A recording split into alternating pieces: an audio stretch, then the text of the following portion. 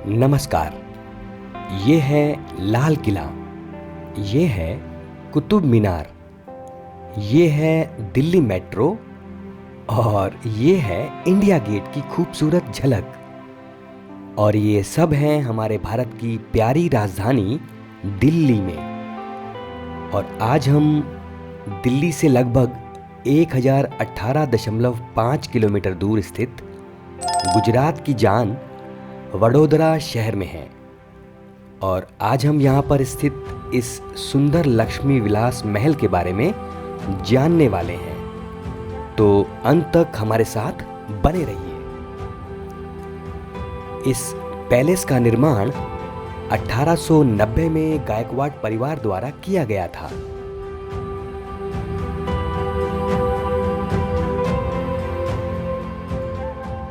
इस पैलेस के सामने बने पार्क में लगी ये हंसों के जोड़े की प्रतिमा बहुत खूबसूरत लग रही है।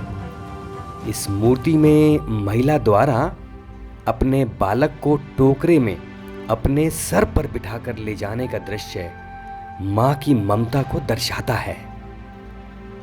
इस पार्क में और भी बहुत प्रकार के प्रतिमाएं और पेड़ पौधे लगे हैं।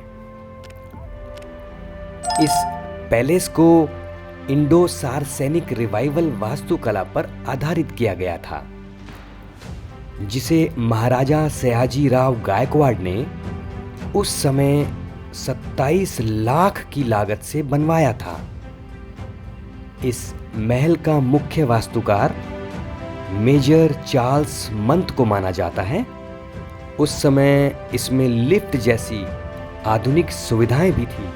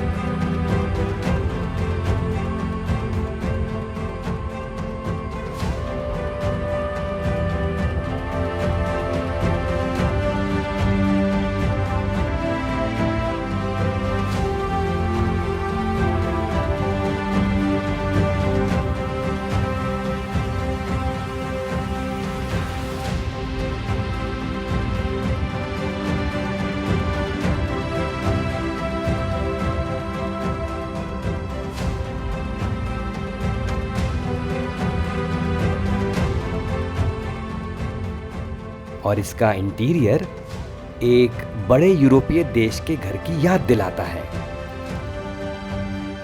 इसकी बाहरी दीवारों पर बनी ये सुंदर पेंटिंग्स उस समय की याद आज भी दिलाते हैं।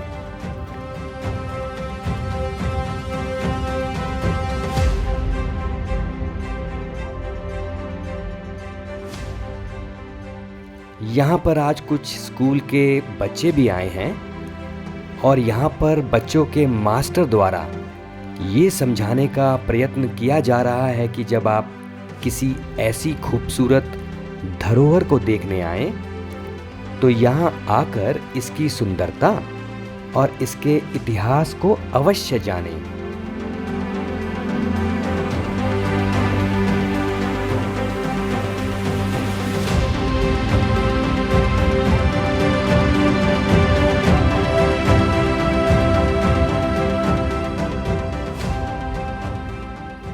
हम जब जब इसको अलग अलग दिशाओं से देख रहे हैं तब तब यहाँ का नज़ारा और सुंदर प्रतीत होता दिखाई दे रहा है। इस पैलेस के सामने बने इतने बड़े बागान में बना ये भूल भुलैया जैसा स्थल और इतनी खूबसूरत हरियाली से भरा ये दृश्य देखकर हमारा हृदय खुशी से झूम रहा है।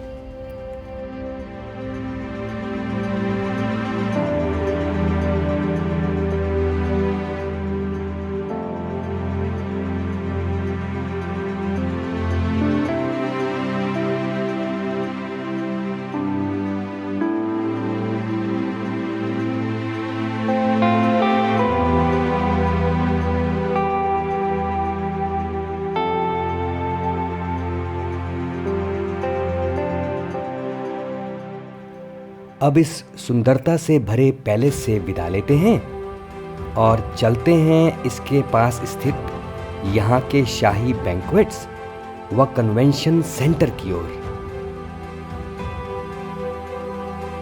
यहाँ के इस हॉल के सामने लगी ये शेर और इंसान की मूर्ति बहुत सुंदर दिखाई देती है। अंदर जाने के रास्ते को फूलों से सजाया गया है और रास्ते के दोनों तरफ ये गुलाबी और सफेद कलर के खूबसूरत फूल और इनकी महकती खुशबू किसी को भी अपनी ओर आकर्षित कर सकती है।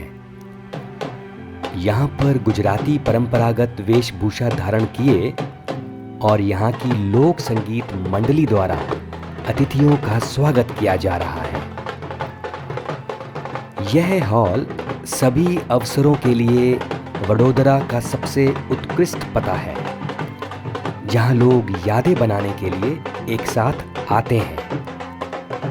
इस शहर के केंद्र में कुछ इस प्रकार की सेवाएं प्रदान की जाती हैं, जैसे कैटेगरीज वेडिंग्स यानी श्रेणियां विवाह, corporate banquet hall, luxury banquet hall, affordable banquet hall, विवाह हॉल, वडोदरा विवाह हॉल, वडोदरा पार्टी हॉल एवं वडोदरा फंक्शन हॉल।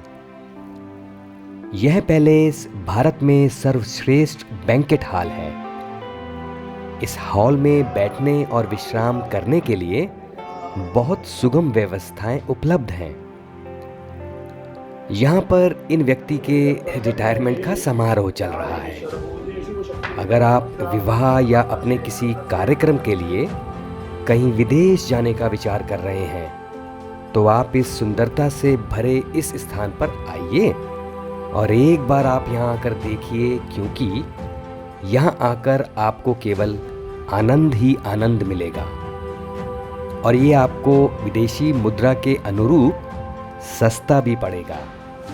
हम आपको यकीन दिलाना चाहेंगे कि आपको यहाँ आकर वो खूबसूरती का नज़ारा मिलेगा जो आप करोड़ों रुपए खर्च करके विदेश जाकर भी नहीं उठा सकते।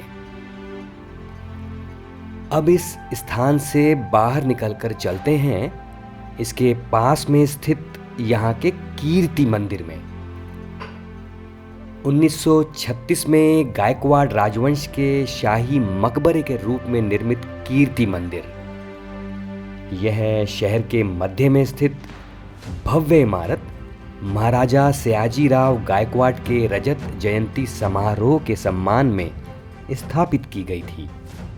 हालांकि यह बाहर से साधारण दिखता है, लेकिन मंदिर के आंतरिक भाग में नंदलाल बोस की प्रभावशाली तस्वीरें, भित्ति चित्र, कुछ दुर्लभ पेंटिंग्स भी देखने को मिलती हैं। अब यहाँ से आगे बढ़ते हैं और यहाँ से लगभग 3.5 किलोमीटर की दूरी पर स्थित प्रतापगढ़ रेलवे स्टेशन की ओर चलते हैं।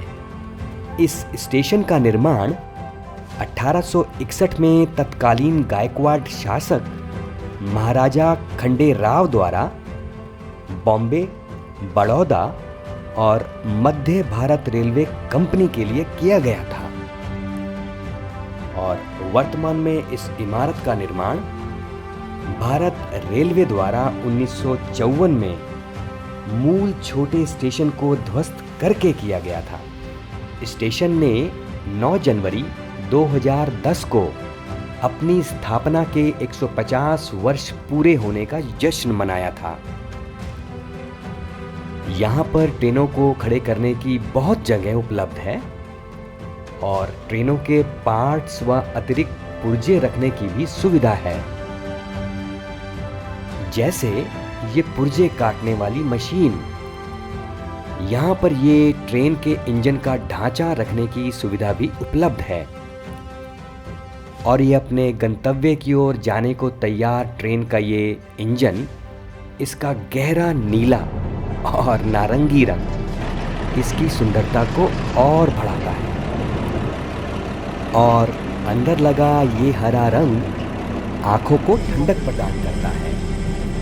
यहाँ ये व्यक्ति इस इंजन का गंतव्य के लिए निकलने से पहले आखिरी परीक्षण कर रहा है। परीक्षण पूरा होने के बाद अब इस इंजन को चलाकर इसकी जांच की जा रही है कि इसकी स्पीड और इसका टेम्परेचर, इसका स्टीयरिंग, सब कुछ ठीक से काम कर रहा है या नहीं।